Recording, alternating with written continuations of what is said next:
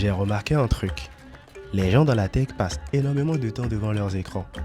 Même pour discuter entre potes, se divertir ou partager ce qu'ils savent, ça passe presque toujours par un écran. Et parfois, ça fait juste du bien de se déconnecter un moment, de se voir en vrai, de parler face à face, loin des lumières artificielles. Et c'est ce que je recherchais. Je voulais créer un cadre humain pour discuter de ce qui nous passionne, sans filtre. Une raison de sortir dehors, contempler la nature et observer la vie autour de nous. Pour ce premier épisode, je profite du séjour au Bénin de Samuel Lago, cofondeur de Canary, pour souffler et discuter avec lui pendant nos balades à Ganvier. On a capturé ces échanges que j'espère sauront vous édifier tout autant qu'ils m'ont nourri. On a parlé de design, de tech et d'entrepreneuriat comme on parle dans la vraie vie. Bienvenue dans Tech and Chill.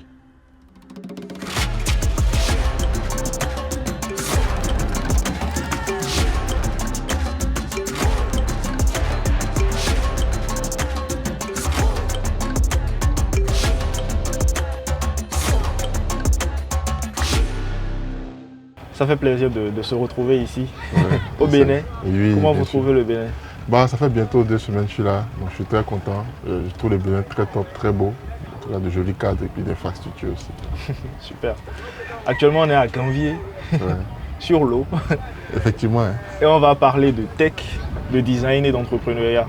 Okay. Vous avez un certain parcours aujourd'hui, quand on parle de design en Afrique de l'Ouest quand même. Et moi, il y a toujours quelque chose que j'ai voulu comprendre dans votre parcours, c'est comment on part d'un principe d'autodidacte pour atteindre ce niveau dans son domaine. Ok. Je pense que de base, un autodidacte, c'est un gars passionné. Il faut déjà choisir un domaine d'abord que tu aimes et que tu veux toucher. Et à partir de ce moment-là, tu peux avoir l'envie d'apprendre. Donc l'autodidacte que je suis n'a pas été développé à partir de l'envie. C'est parce que j'étais attiré par un métier bien précis, c'était le design. Et du coup, je ne faisais même pas d'effort à apprendre, à pratiquer ou à étudier le design. Et aussi les aspirations aussi. Je ne faisais pas d'effort à devenir un très bon designer parce que je passais ma vie à le faire, à le pratiquer parce que j'aimais. Donc je pense que déjà, il y a quelque chose qui est lié à l'autodidacte, c'est l'amour de quelque chose de bien précis et c'est en général la passion. Et pour moi, dans mon cas, bien précis, c'est le design.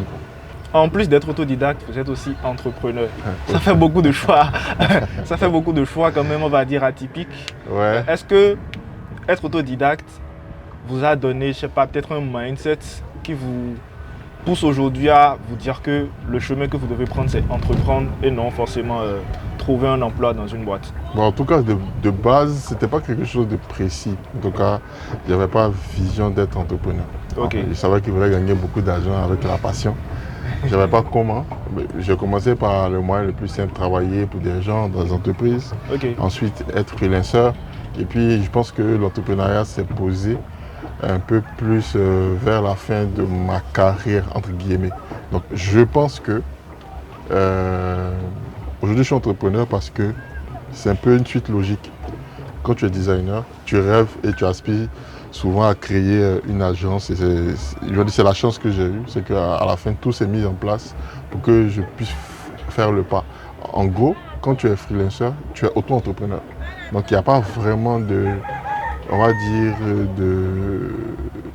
de suite logique si tu ne deviens pas entrepreneur en lançant une agence, quoi.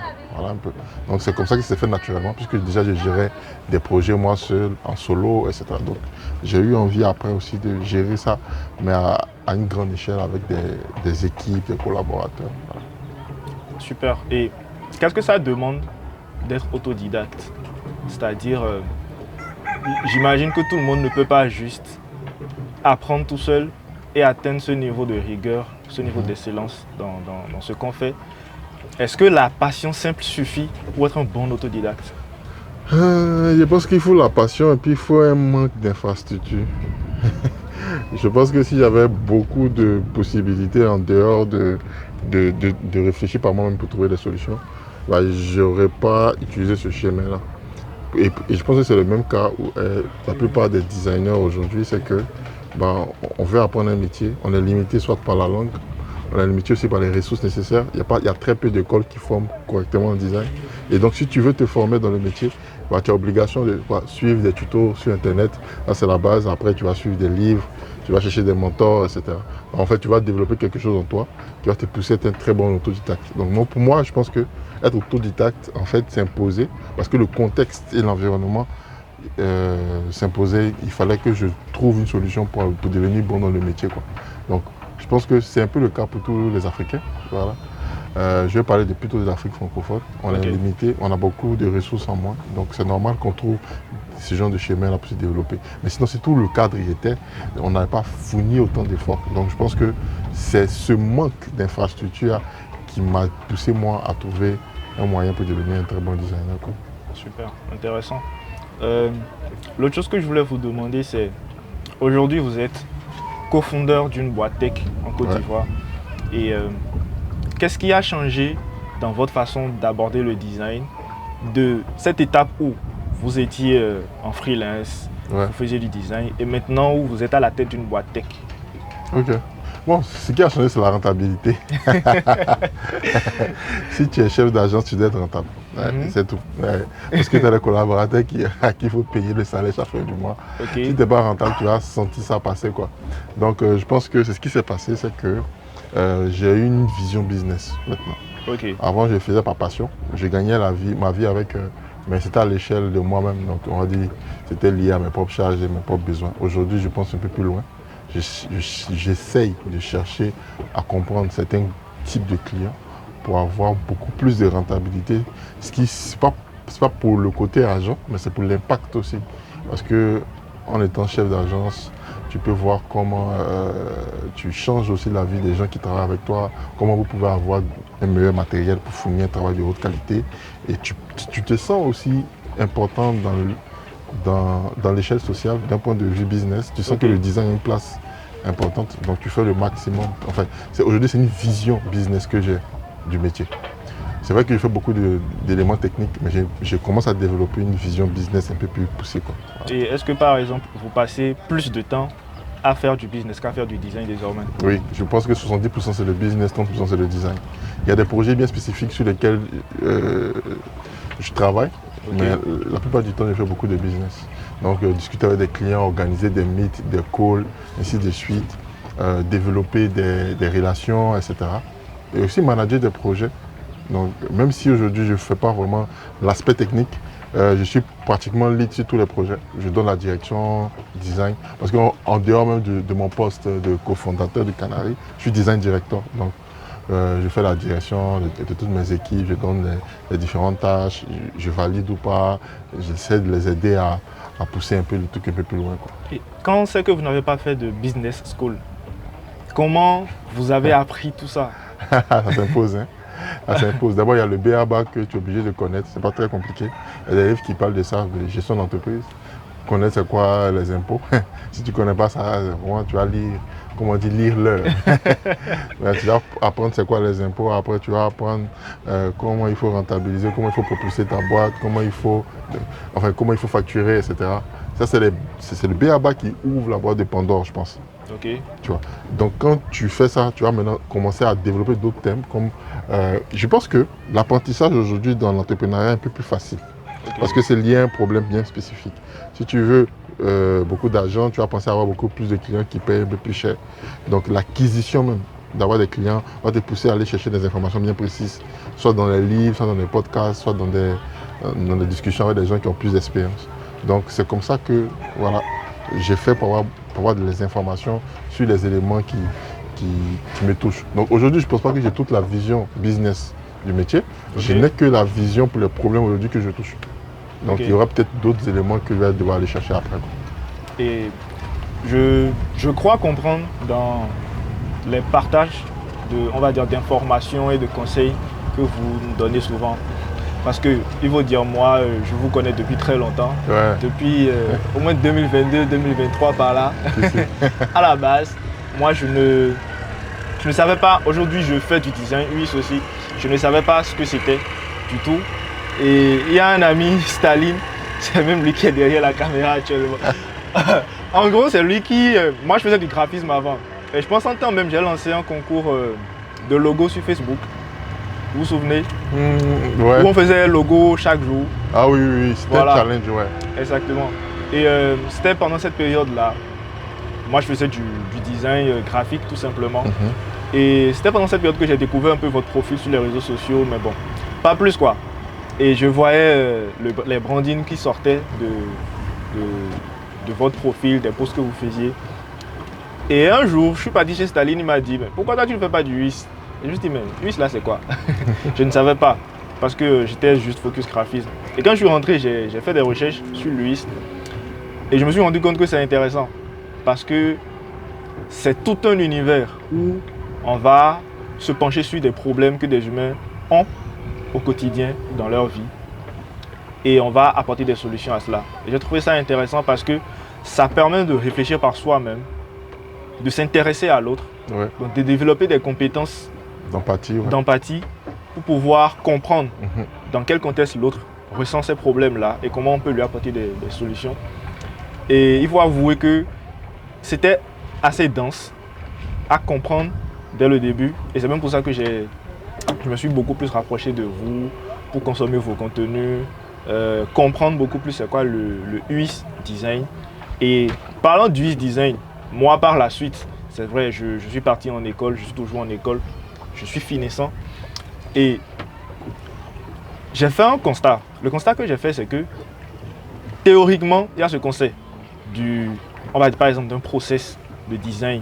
Quand tu as un problème que tu veux faire du UX pour apporter une solution, il y a plusieurs méthodologies, design thinking, méthode du double diamant, etc. Mais vous aujourd'hui, étant, on va dire, un entrepreneur sur le terrain, quelles sont les réalités brutes que vous pensez que quand on est à l'école, on n'arrive pas à percevoir tout de suite? Ok. Bon, je pense qu'aujourd'hui, le plus gros challenge que recherchent les entrepreneurs, parce qu'aujourd'hui, ceux qui sont porteurs de projets, donc les parties prenantes, on va dire les entrepreneurs, les innovateurs, etc., c'est eux qui contactent des UX designers. Donc, ce qu'ils recherchent aujourd'hui, c'est plus un produit, un MVP qu'un produit à rechercher. Parce qu'ils pensent, à tort ou à raison, qu'ils ont fait une bonne recherche avant de devoir développer le produit qu'ils veulent développer. Donc, dans cette logique-là, le problème qui se pose, c'est que quand tu sors de l'académie, il y a des pensées qui se combattent. Tu veux faire une recherche générative. C'est le profit de faire la recherche de base, où tu fais le user research, tu vas rencontrer des utilisateurs, etc., avant de bien situer le problème. Et ça porte un peu un conflit avec les innovateurs, parce qu'ils pensent qu'ils ont fait ce job-là. Ok. Tu vois. Donc, il y a une autre méthode qui marche bien. Voilà. L'autre méthode, c'est la méthode analytique. Donc, qu'est-ce que tu fais? Tu vas développer quelque chose et vous allez développer un MVP sur la base de leur hypothèse, parce qu'en UX, tout est question d'hypothèse. Ok. Donc, quand tu designs, c'est une hypothèse que tu fais. La seule chose qui peut vérifier ce que tu dis est vrai, c'est le marché. Donc, Ok. tu vas développer un MVP. Vous allez aller maintenant sur le marché, vous allez faire des itérations. Et après les itérations, vous allez maintenant affiner pour savoir qu'est-ce qu'il fallait faire ou pas, qu'est-ce qu'il faut retirer ou pas pour trouver le produit pas faire, quoi. Donc, c'est plus cette vision qu'ont les entrepreneurs aujourd'hui, ce qui fait que beaucoup d'UX designers purs de souche se sentent un peu biaisés ou parce qu'ils voient que tout ce qu'ils ont appris comme tout le bagage n'est pas totalement exploité, n'est pas correctement exploité. Donc ça peut créer un problème quand tu viens sur le marché, mais c'est quelque chose que tu peux dépasser parce qu'il y a plusieurs moyens d'arriver au même résultat. Une chose est sûre, nous on a été formés à maîtriser l'empathie des utilisateurs. Le client il connaît bien son projet, il connaît le contexte. Mais nous, on connaît comment l'humain peut appréhender une solution. Et c'est ça notre utilité. Notre utilité, ce n'est pas de connaître bien le projet en question, c'est de savoir que même si tu as ton projet, même si tu crois que tu connais, nous, on va développer quelque chose qui va te permettre à ton utilisateur de prendre en main la solution, quoi. Et donc, il y a plusieurs moyens de le faire, pas forcément se fixer sur les choses apprises à l'école. Il faut être ouvert parce que les choses vont changer. Alors, il y a l'IA qui arrive. Donc, il y aura d'autres contextes qui vont se créer, quoi. Est-ce que par exemple vous avez je sais pas, des anecdotes ou on va dire des exemples de produits sur lesquels vous avez plutôt préféré cette approche-là, ou est-ce que c'est sur tous les projets? Oui, et quand par exemple vous adoptez cette approche sur un produit, généralement comment ça se passe et en quoi le résultat que vous obtenez diffère de la méthodologie qui consisterait à faire beaucoup de recherches avant de passer en conception? Bon, aujourd'hui, on fait juste cette méthode-là.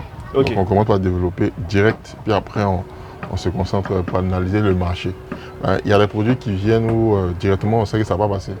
Parce qu'il faut une meilleure recherche, parce que le porteur de projet n'a pas clairement identifié le problème.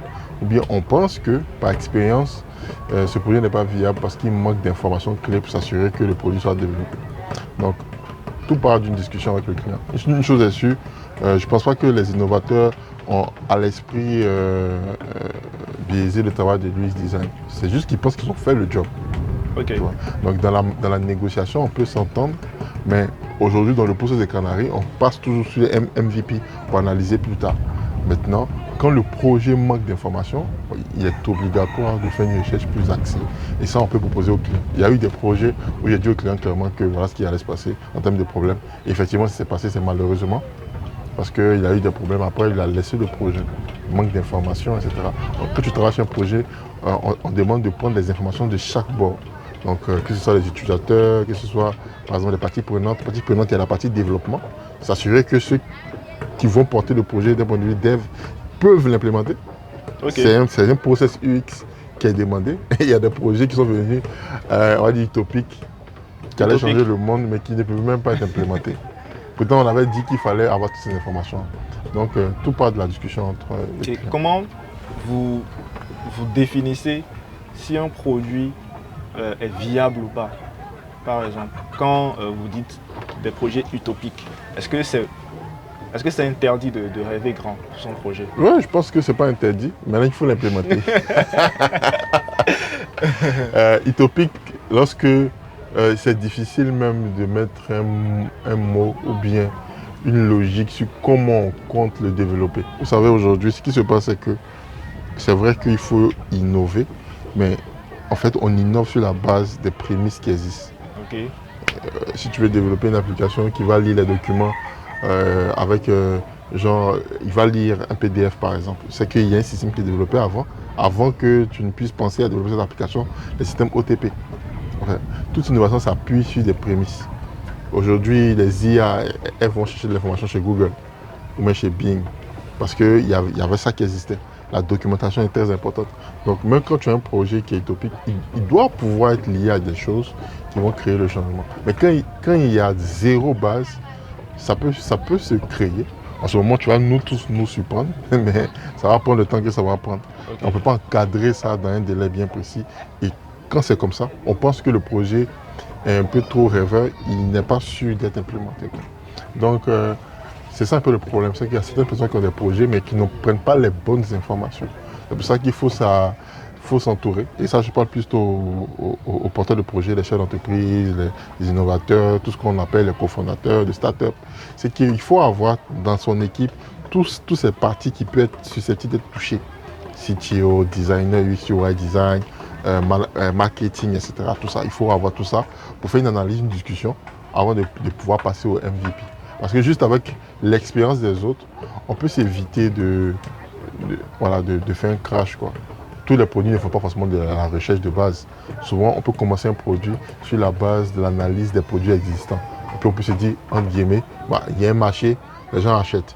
Donc c'est tellement le moment. Si j'ai fait un produit qui a les mêmes caractéristiques et qui se vend sur un contexte, c'est sûr que je peux vendre. Et on parle de produits, on parle de tech, de MVP, de cofondeur. Aujourd'hui, selon vous, pour quelqu'un qui veut innover ou qui veut lancer un produit tech, quelles sont les bases qui sont non négociables? C'est-à-dire, sans ces BA là, rien de potable ne peut être fait. Il faut connaître le contexte, le périmètre de ton projet. Bon, il y a des gens qui veulent lancer un produit tech, soit ils sont tech eux-mêmes, donc ils ont des compétences, même des connaissances de l'environnement. Parce que si tu ne connais pas, tu ne vas pas créer l'équipe qu'il faut autour de toi. Ok. Voilà. Et il faut connaître bien le secteur dans lequel tu veux développer le produit tech. Si c'est dans la health tech ou même si c'est dans la food tech. En tout cas, si c'est dans un domaine bien précis, il faut connaître le sujet. Ok. D'un point de vue basique. En fait, l'UX design aujourd'hui, la technologie, en fait, elle facilite la vie des gens, mais parce qu'en fait, il y avait déjà une vie avant elle. Ok, bon, les restaurants préparaient de la nourriture et tu vas prendre la nourriture et puis tu rentres à la maison. Donc on a créé une application qui permet de prendre la nourriture dans les restaurants puis te livrer chez toi à la maison. Oui. Parce qu'en fait, le système existait avant, Ok. le système manuel. Donc il faut déjà connaître aussi comment ça marche de façon Comment ce manuelle système-là fonctionne déjà pour pouvoir et l'appréhender. comment digitaliser C'est ces cela. expériences. Donc si tu ne connais pas ça, il y a de fortes chances que tu échoues. Tu peux développer un produit qui est top, qui répond à des besoins, mais c'est un problème que tu as identifié, mais tu ne sais même pas si c'est un problème que les gens veulent que tu résolves. Tu ne sais pas. Parce qu'ils ne t'ont pas dit qu'ils voulaient changer ça. Ils sont habitués. Ok. Parce que parmi les problèmes, il y a des problèmes qui vont changer la donne chez les gens. Il y a des problèmes qui sont là, mais qui ne sont pas forcément un problème. Un bloc-pot. Tu vois, par exemple. Tu as la vision. Il y a la vidéo. J'ai la rêve. J'ai la rêve. Ok. C'est de là. Ok. Parlons par exemple d'art, Mhm. justement. Quelle distinction vous faites entre le design et l'art? Ok. On va revenir à la tech, produit après, mais juste D'accord. une parenthèse. Parce que on parle de design, on parle d'art. Est-ce qu'on parle de la même chose, selon vous? Je pense qu'on ne parle pas de la même chose, mais je pense qu'ils sont souvent liés. Et le problème ici, quand tu dis ça, les designers s'offusquent parce qu'ils sont souvent artistes aussi. Ok. Tu vois. Tu peux être un designer et artiste, mais le design n'est pas de l'art. Sinon, pourquoi on appelle l'autre design art? On dit art. Juste au B.A.B.A., tu vois qu'il n'y a pas de raison que ça existe. Ok. Donc, première chose à comprendre, le design, il n'est pas là pour exprimer le créateur. Ok. Il est là pour exprimer la volonté de la partie prenante, mais pour répondre à un besoin. Donc le design n'a pas de touche. Il ne doit même pas se remarquer. Il doit être compris. Ok. L'art, il doit être interprété. Si tu vois une œuvre de Léonard de Vinci, bah, tu ne vas pas dire que tu sais. Tu vas essayer de te faire l'idée pour comprendre le contexte. Je prends un exemple simple. Il y a une œuvre où la mer est rouge. Ok. Donc quand les gens ont vu cette œuvre-là, ils ont dit que c'est parce que en fait, le poète veut exprimer. Tu vois, on commence à interpréter qu'on voit l'œuvre. Le poète a juste dit que bon, enfin, ils ont tiré sur des gens, ils sont rentrés dans l'eau, et puis l'eau est devenue rouge. Parce qu'il n'y a pas de mer rouge, en tout cas. Tu vois. Donc l'art est interprétable, le design n'a pas le droit d'être interprété, il doit être compris directement. Donc c'est pour ça que c'est ça qui est la différence. Le design répond à un besoin, il est là pour faire une solution. Ok. Lui qui la conçoit, il ne le fait même pas avec ses prémices. Il ne fait même pas avec ce qu'il pense qu'il connaît. Ok. Il est transparent. Ce même design peut être fait par n'importe qui. Il n'y a pas besoin de savoir que c'est un Africain qui l'a fait. Il doit être juste fait, tu vois. Tu vois ce qu'il veut dire? Mais l'art a besoin d'être rattaché au créateur. Identité, ok. Parlons justement de ce sujet-là, de design africain. Je crois que vous êtes au Bénin dans le cadre du Design School, African Design, African Design Week, Oui. qui s'est déroulé à Cotonou et que il y a eu plusieurs panels et moi j'y étais, j'ai posé des questions et ce sujet-là faisait partie des questions qui m'intéressaient les plus. C'est est-ce qu'aujourd'hui on peut parler d'un design africain? Quel est votre avis sur le sujet? Bon, je pense qu'il n'y a pas de design africain, tout simplement. Si c'est le design avec les pagnes, ça c'est pas africain. Non, il n'y a pas de design africain, mais il y a de l'art africain. Voilà. Ok. Il n'y a pas de design africain. Enfin, il y a du design qui s'applique à peut-être une communauté bien précise, en fonction de leur manière de vivre. Enfin, quand vous regardez aujourd'hui Ganvier, vous voyez que c'est un écosystème différent. Si tu dois développer des produits pour ici, bon, il faut prendre en compte qu'il y a de l'eau partout, puis il y a certains problèmes qu'ils ont que tu vas résoudre. Mais ce même problème peut être résolu dans un autre pays, sous-pilotis. Nous, chez nous, on a des villes sous-pilotis aussi. Tu vois. Donc, en réalité, ça passe partout, même aux États-Unis, etc. Et même ces mêmes problèmes peuvent avoir des solutions dans les pays même qui n'ont pas l'écosystème. Il faut juste qu'il y ait un tsunami qui vient et puis tu vas voir que ta solution va répondre aux besoins. Donc le design, en fait, n'a pas besoin d'avoir d'identité. Il a besoin juste de répondre à un besoin pour des hommes qui sont dans un contexte bien précis. L'art, lui, il y a de l'art africain. Parce qu'il y a des écritures africaines, il y a une manière de comprendre les choses de façon africaine, il y a des sentiments africains. Enfin, il y a plein de choses qui ont été développées en Afrique qui permettent de valoriser l'Afrique et surtout la culture. Mais le design, lui, n'a pas besoin de... Il n'existe pas de design africain ni de design européen. Il y a des tendances. Il y a Ok. des goûts, il y a des subtilités. Mais il n'y a pas de design purement ethnique. Et ça, c'est mon avis, quoi. Après, Ok. tout le monde n'est pas forcément d'accord, mais je pense qu'ils ont tort. Voilà. Je pense qu'ils ont tort. Ok, super, super intéressant. Euh, Aujourd'hui, moi par exemple, je suis en train d'étudier le design numérique et je suis en train d'orienter petit à petit ma carrière vers du product, donc pour être product designer. Selon vous, pour un profil comme moi qui recherche à s'intéresser aux produits, à créer des solutions numériques dans un environnement africain, quelles sont les cases qu'il faut cocher pour se lancer et pour s'assurer qu'on a une bonne feuille de route Ils ont créé une bonne un produit carrière. dans un contexte africain. C'est ça? Qui veut, en fait, pas forcément qui veulent créer un projet dans le contexte africain, mais qui veulent se lancer dans une carrière où ils vont créer des produits Ok. dans le contexte africain. Je pense que en Afrique, c'est ça qui est chouette. C'est que l'Afrique, on ne s'exprime pas beaucoup sur nos problèmes. Ok. Pour comprendre le problème dans l'Afrique, il faut être africain. Parce qu'il y a des choses qu'on ne dit pas, mais c'est dit. Ou bien on supporte beaucoup. Voilà. On ne dit pas, mais ça se communique autrement. Tu vois, les gens qui sont dépassés à Pierrot, Oui. en fait, ils sont habitués, mais n'empêche que dans certains contextes, ça peut être fatigant, mais ils sont habitués, donc ils ne ressentent plus la chose. Tu vois. C'est pas parce que les gens font ça tout le temps que c'est tout le temps cool. C'est fatigant. Même marcher, c'est fatigant. Mhm. D'accord. Même rouler une voiture aussi, c'est fatigant. Donc, je pense que la force de développer des produits dans le contexte africain, c'est d'être à la base africain. Je pense que ça nous avantage. Parce qu'on a vécu des choses qu'on connaît et c'est plus facile pour nous de toucher un peu ces pain points là pour les changer. Contrairement à des Européens qui ont une autre vision des choses, ils s'expriment beaucoup, ils sont un peu plus curieux, etc. Donc, pour moi, déjà que tu sois africain, ça te facilite la tâche. Ok. Deuxième chose, c'est que tu dois faire des recherches vraiment sur des sujets que tu touches, toi tu trouves intéressants, que tu souhaites changer. Parce qu'en Afrique, il y a plein de choses à changer. Il y a trop de choses à changer. Ok. Mais c'est de choisir peut-être des choses qui te plaisent. Qui me plaît. Voilà. En ce moment-là, tu peux dire que bon, c'est du design africain parce que c'est Ça non, vient- du design de resnick. Mais en réalité, juste, c'est là maintenant, tu dois choisir quelque chose par passion. Ok. Tu es passionné par quelque chose et puis tu veux changer maintenant la donne. Tout le monde peut faire du produit en Afrique.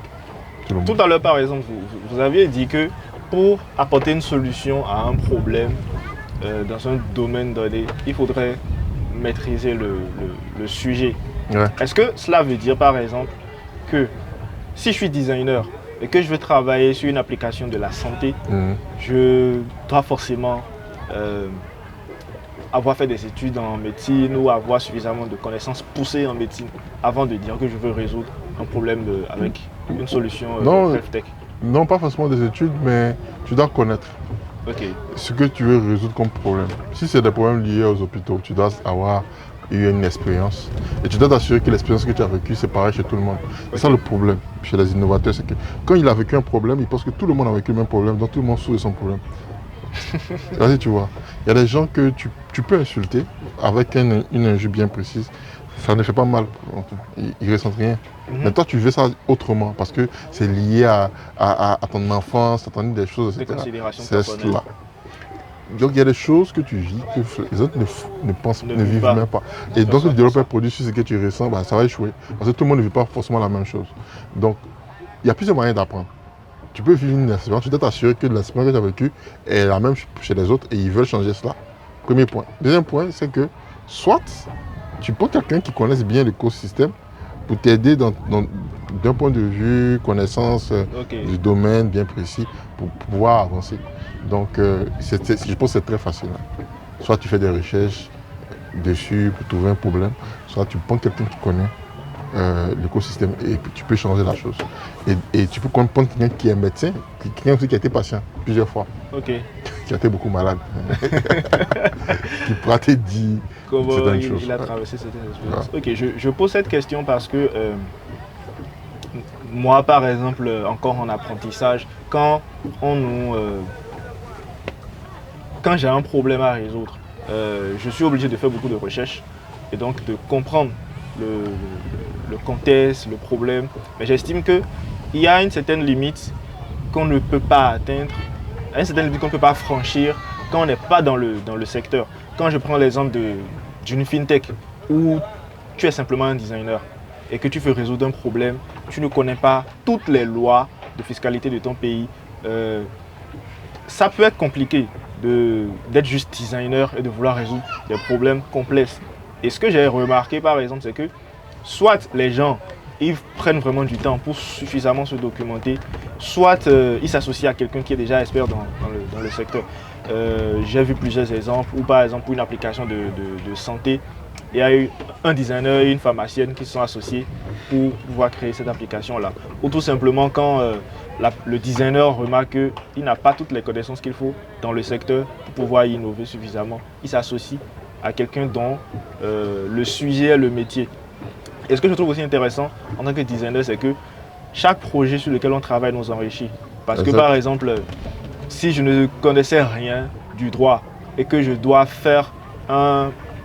créer une solution numérique en rapport avec le droit, il va falloir que j'aille me documenter. Et plus on se nourrit de ces secteurs, sujets divers, plus ça développe notre culture en tant que designer. Exact. Et ça rend aussi intéressant tout le savoir, toute la culture qu'on peut amasser et les points de vue qu'on peut avoir sur un même problème et les résoudre. Et je voudrais savoir, selon vous aujourd'hui, pour un jeune qui veut lancer un produit numérique, on va dire, il veut lancer un produit d'innovation et qu'il a son idée, est-ce que vous avez des conseils que vous pouvez donner à quelqu'un qui a une idée et qui veut lancer le produit? Ouais, déjà qu'il faut que... je ne dirais pas d'aller tester partout son idée parce que il y a plusieurs étapes de validation. Okay. Tu peux faire des maquettes présentées et ça passe. Et puis après tu développes la solution, ça passe pas. Tu vois ce que je veux dire? Je pense qu'il faut y croire au problème. Ok. Il faut t'assurer qu'au moins 10 personnes ont vécu le même problème et pensent que c'est difficile. Tu vois. Je prends le contexte du produit chariot par exemple, développé par Tazara. C'est que tout le monde voulait vendre et que c'était bloqué. Et quand tu vois sur internet, tu vois des vidéos de gens qui veulent développer des solutions, des sociétés offshore pour vendre. En fait, le problème était déjà posé. Oui. Donc c'est plus facile de développer le produit. Donc souvent, il faut avoir un minimum d'assurance pour pouvoir lancer ton produit. C'est pour ça que je conseille des gens de ne pas chercher des problèmes à résoudre plutôt, mais de chercher des problèmes qu'ils ont au moins plus ou moins touchés. Ok. Donc l'idée ce serait pas de... Un peu du militantisme. Ok. Tu vois. Il faut que ce problème-là, soit tu as touché ton proche, pour que ça puisse t'envoyer la puce à l'oreille et que tu puisses avoir une dévotion envers le problème. Que de partir d'un secteur où tu n'as aucune connaissance et puis essayer d'étudier pour comprendre les failles, pour pousser de travailler. Et aller chercher des pouces, une tête rasée. C'est ça. Le problème, c'est que c'est émotionnel, la résolution des problèmes. Et si tu n'as pas touché le caractère émotionnel, développer une solution, même qui résout le problème, n'est pas vraiment une solution pour les gens. Parce que je vais te demander, mais on ne t'a pas demandé ça, tu vois ce que je veux dire. Mais c'est trop tôt pour nous, on n'est pas encore prêt. Voilà. Ça me rappelle mes lectures d'un livre qui parle de comment générer des idées de produits. Et le gars il racontait une anecdote dans le livre. Il disait qu'il a discuté avec environ 200 personnes qui voulaient créer un produit. Il y en a, on va dire, 98% qui sont venus avec des solutions en tête. Je veux créer une application, je veux créer telle solution qui va faire telle chose. Et qu'il y en a à peine 2% qui sont venus avec des problèmes. Et ce qu'il a expliqué, c'est qu'il faut avoir de l'affect pour le problème qu'on veut résoudre.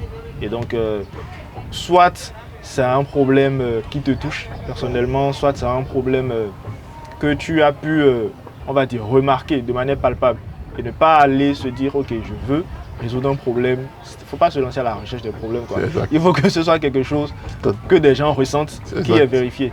L'autre problème aussi que moi j'ai remarqué, c'est que on peut faire une erreur facilement en cherchant des problèmes de cette manière-là, à voir des problèmes là où il n'y en a pas, et donc à être convaincu que ce derrière lequel on est, c'est le véritable problème à résoudre. Parce que parfois, on peut remarquer un problème, mais en réalité, quand on va dans le fond, c'est pas ça le vrai problème que les gens veulent résoudre. Il y a plusieurs étapes de problèmes. Et on peut découvrir plusieurs autres problèmes.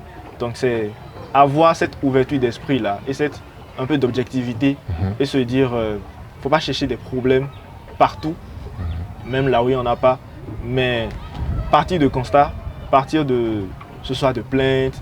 Et par exemple, j'ai discuté la dernière fois avec un designer qui me dit, lui, il y a une grosse boîte qui voulait améliorer son application. Et on lui a juste dit, voici notre application, on veut améliorer. C'était tout. On ne lui a pas donné un contexte, on ne lui a pas dit, voilà, on rencontre tel problème, tel problème. Et ce qu'il a fait que j'ai trouvé très intelligent, c'est que il n'est pas parti dans l'application pour aller chercher des problèmes. Il est parti sur la page Google Store de l'application et il a lu les commentaires. Et il a filtré les avis qui étaient négatifs. Et il est parti maintenant voir dans ces avis négatifs quels sont les problèmes que les gens rencontrent et qui sont relevés. Il a tout listé, il a fait, il a fait une évaluation pour voir quels sont les problèmes les plus douloureux, les plus urgents, on va dire les problèmes les plus critiques pour l'application. Et il les a relevés et il a proposé de nouveaux parcours. Donc ça par exemple, ça prouve à quel point faut pas aveuglément aller chercher des problèmes. Oui, il n'y en a pas, mais vraiment partir sur, on va dire, sur des problèmes qui se ressentent déjà, qu'on peut facilement résoudre. Exact. Super. Est-ce que vous avez une anecdote à raconter dans votre, on va dire, carrière jusque-là, en création de produits, résolution de problèmes numériques? Une anecdote, j'ai déjà bossé pour un client qui n'écoutait pas quand on lui parle, qui était entêté sur une solution, qui devait évoluer parce qu'il ne connaît pas le contexte, mais qui pensait que sa solution, comme c'était son problème, c'était la meilleure. Tu sais, souvent, une solution à un problème, là, ça peut envoyer un autre problème après. Hein. Il y a des solutions qu'il ne faut pas apporter pour l'instant. Parce que même au-delà même du contexte solution, il y a ce qu'on appelle la culture. Même la maturité des gens à qui tu vas apporter une solution incroyable. Donc ça doit prendre le temps que ça doit prendre. Tu vois ce que je veux dire. Et il n'a pas écouté, il n'écoutait pas les conseils, il voulait forcément aller tout droit. Il a développé sa solution qui a été facilement repliée par plusieurs personnes. Ah ouais. Il n'y a pas une barrière à l'entrée. Oh oui, c'est simple. C'est basique, tout le monde a refait la solution, il n'y a plus de vision après. Ok. Ah ouais. Donc le problème aujourd'hui, c'est que je pense que son produit stagne. Il est en train de jeter beaucoup d'argent pour faire de la com. Mais c'est pas ça. Je pense qu'il faut écouter. L'une des solutions, aujourd'hui, l'un des conseils que je donne aux gens, c'est d'écouter. Il faut écouter les gens autour de toi. C'est un designer qui doit développer l'écoute. En plus, un chef de start-up pour pouvoir faire face au challenge. Parce que quand tu n'écoutes pas, tu as des problèmes. Toi et moi, on avait voyagé avec Vincent, on a pris la route de Ouida, après la porte du non de retour, puis on voulait venir. C'est une petite fille de 7 ans qui nous a dit qu'il n'y a pas la route là. Effectivement. On aurait pu la mépriser. On aurait pu dire, mais toi, petite, la gazette, tu connais. Elle nous a évité 30 minutes de route. Donc, quelque part, il faut écouter. C'est ça qui change la donne. Ok. Vous qui avez cofondé une start-up, une boîte tech, je vais dire aujourd'hui, selon vous, qu'est-ce qui est le plus dur à tenir entre, on va dire, la vision, un produit par exemple, et une équipe? Bon, déjà, c'est. Il y a deux éléments qui me viennent en tête. La première chose, c'est la rentabilité. Il faut stabiliser les besoins. Parce que s'il n'y a pas d'argent pour pouvoir répondre aux charges de tout le monde, ça sera compliqué de poursuivre la vision. Avec quoi poursuivons nous une vision? Deuxième élément, il faut avoir un objectif clair. Okay. Il faut avoir un idéal clair, il faut savoir où on part. C'est les deux choses qui sont importantes. Même quand tu montes une boîte qui n'est pas dans le contexte tech, rentabilité, stratégie correcte. Il faut que les équipes sentent qu'on quitte un point A pour aller à un point B. Sinon, même si tu payes tout ce que tu leur as payé, ils perdent la motivation. Okay. Parce qu'ils se sentent stagnés dans le même secteur. L'un des challenges que peut avoir une start-up qui est en train d'innover, peut-être même pour des profils, on va dire par exemple de designers ou autre, ça peut être cet aspect innovation qui fait que on est encore en train d'explorer des choses, on ne sait pas exactement à quoi peut-être une solution va ressembler. On n'a pas une idée précise de à quoi la solution finale peut peut-être ressembler. Est-ce que vous avez déjà rencontré des problèmes comme ça? Oui, je pense que tous ceux qui veulent innover, et c'est ça qui est le problème, l'innovation, c'est pas ce qu'il faut rechercher. Les gens n'ont pas besoin d'innovation. Hein. je pense.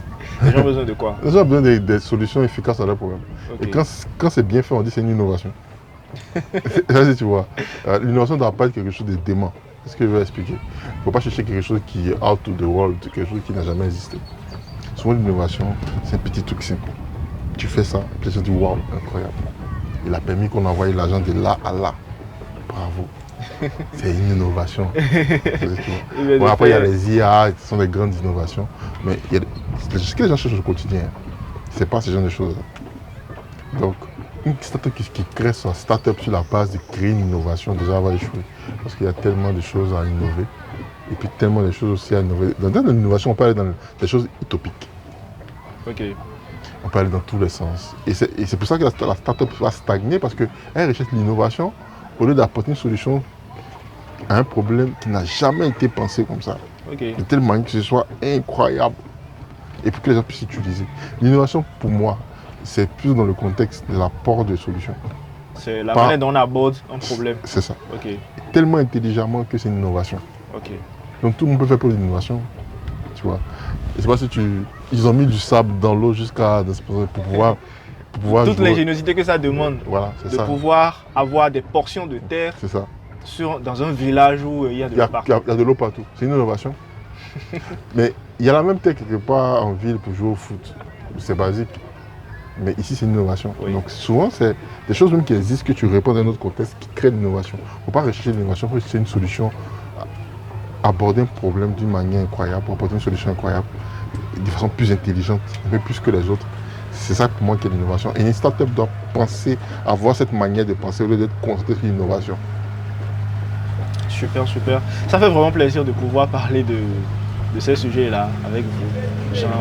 J'en ai appris beaucoup. Et j'espère que votre séjour au Bénin... Ça se passe très bien, on a grandier. Ok, super. Donc, est-ce que vous avez peut-être un mot de fin pour... Mot de fin, bon, on va aller manger de la tassie bientôt. Mais franchement, j'étais très content d'être ici. Très content aussi de vous rencontrer. Très content aussi de participer à l'African Design Week, qui est un très très bon event pour le design et pour tous ceux qui sont dans le domaine de la création et de l'innovation. Parce qu'on peut enseigner aux gens comment il faut penser pour éviter qu'ils font des crashs lorsqu'ils sont dans... Parce qu'il y a un gap entre ce que tu apprends à l'école et puis sur le terrain. Moi, je suis un fervent pratiquant des choses qu'on apprend dans les livres de façon orthodoxe, mais j'essaie aussi de m'adapter aussi sur le terrain pour avoir une différenciation. On apprend toujours et je suis très content d'être ici. Je pense que c'est devenu mon deuxième pays. Avant, ils disaient que c'était le Ghana, il n'y a plus le Ghana. Donc voilà un peu. Et puis très content aussi d'avoir participé à l'émission. Voilà. Super. Merci beaucoup. Merci à toi. À la prochaine. À la prochaine. C'est bon.